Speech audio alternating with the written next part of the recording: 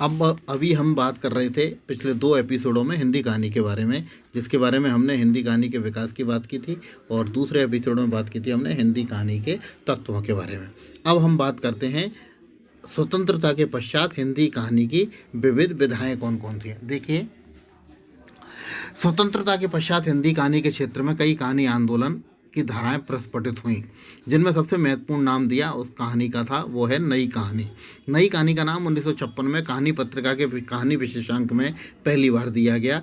इस अंक में नई कहानी की नई संवेदनाओं और संभावनाओं को लेकर डॉक्टर परमानंद श्रीवास्तव, डॉक्टर बच्चन सिंह, डॉक्टर सुरेश सन्ना आदि समीक्षकों ने तथा मोहन राकेश, कमलेश्वर और राजेंद्र यादव, गंगा प्रसाद विमल आदि कथाकारों ने नई कहानी संबंधी चर्चाओं को आगे बढ़ाया तथा नई कहानी कुछ लोगों के विरोधों के बावजूद स्वतंत्रता के पश्चात प्रतिनिधि कहानी के रूप में प्रतिस्थापित हो गई।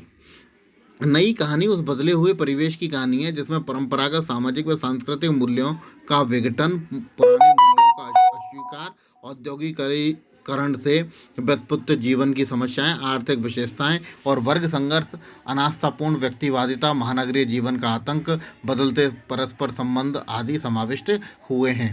नई कहानी में कहानीकारों ने इस नए परिवेश को ईमानदारी से अभिव्यक्ति दी है, अतः उसकी अनुभूतियाँ अधिक प्रामाणिक हैं। उसमें ध्वंसान्मुखी नैतिक मूल्यों की पुनः स्थापना, बदलते मूल्यों और टूटी मर्यादाओं के प्रति तीव्र आकुलता है।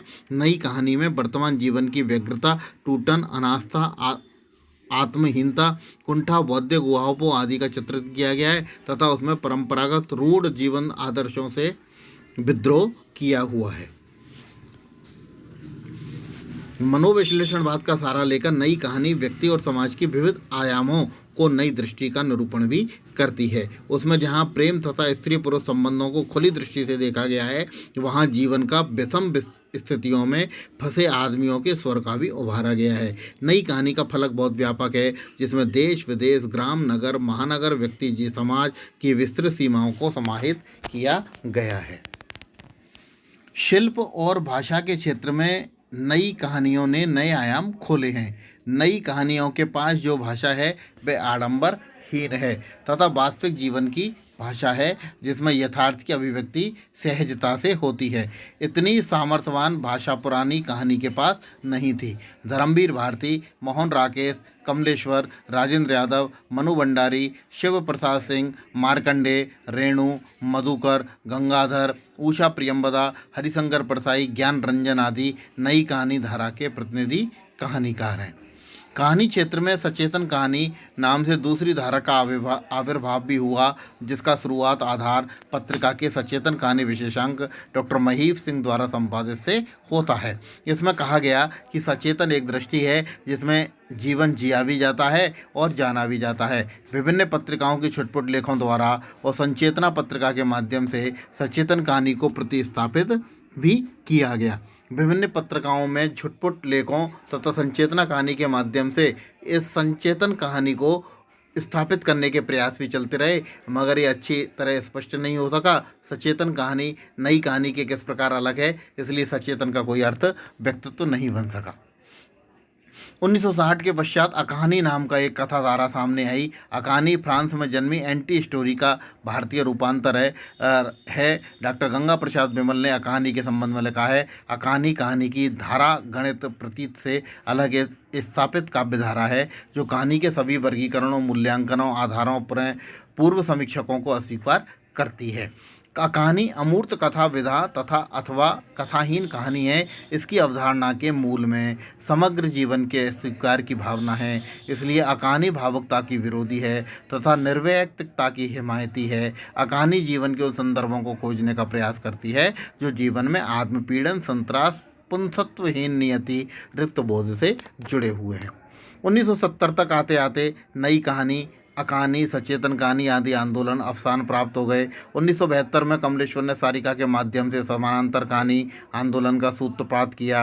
इब्राहिम शरीफ, कामता नाथ, ललित मोहन अवस्थी, डॉक्टर वचनदेव राय आदि ने समानांतर कहानी पर लेख लिखे।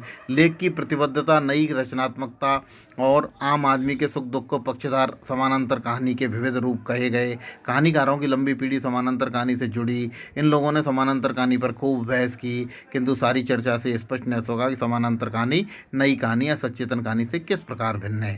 साथ ही आम आदमी के प्रयोग इन लोगों के एक नारे के रूप में इन आंदोलनों के मूल में कमलेश्वर को प्रसाद के पश्चात सर्वाधिक महत्वपूर्ण कहानीकार सिद्ध करने की भावना थी। अतः अपनी सीमित दृष्टि के कारण यह आंदोलन जितनी तेजी से उभरा, उतनी ही तेजी से ये अवसान को प्राप्त हो गया।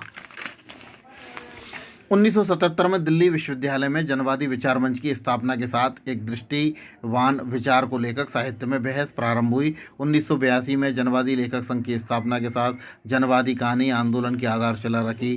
कलम, कथन, उत्तरगाथा, उत्तरार्ध, कंक आदि पत्रिकाओं में जनवादी कहानी की व्यापक चर्चा हुई।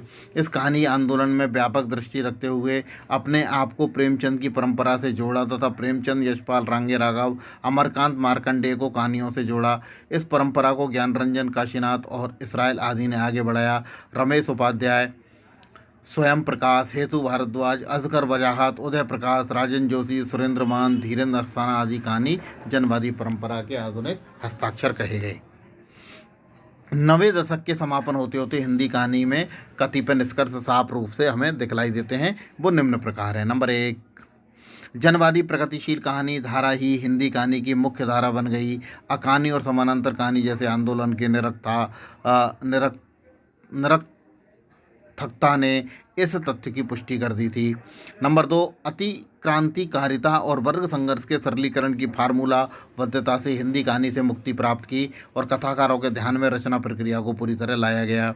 नंबर 3, लोक और क्षेत्र में गद्य ने हिंदी कहानी की भाषा को नई अर्थवत्ता प्रदान की। इसलिए जनवादी और प्रगतिशील कहानीकारों ने कलात्मक बुलंदियों को स्पर्श किया। नंबर 4, निम्न वर्ग मध्यम वर्ग की कहानियों का केंद्रीय चरित्र नहीं रहा, प्रत्युत व्यापक जीवन फलक को समेटने के लिए हिंदी कहानी में प्रयास होने लगे। नंबर 5, इधर हिंदी कहानी में नए प्रयोग कम हुए। फैंटेसी तो बहुत कम लिखी गई, किंतु इसके अभाव में हिंदी कहानी में शिल्प विधान के बराबर निखार आता चला गया। नंबर 6, जीवन की विसंगतियों पर प्रहार करने के लिए व्यंग्य का प्रयोग हिंदी कहानी के बराबर होता रहा, किंतु इधर कहानी के व्यंग्य के साथ गतिशील यथार्थ के संवेदनशीलता चित्रण पर अधिक बल मिलता है। कहानी निरंतर विकासमान विधा है और इस विधा का भविष्य उज्ज्वल है। यद्यपि इलेक्ट्रॉनिक मीडिया ने समग्र साहित्य के समग्र जो चुनौतियां प्रस्तुत की हैं, कहानी भी उससे प्रभावित हुई थी और श्रेष्ठ कहानी साहित्य के प्रभाव का वह मीडिया कर रहा है।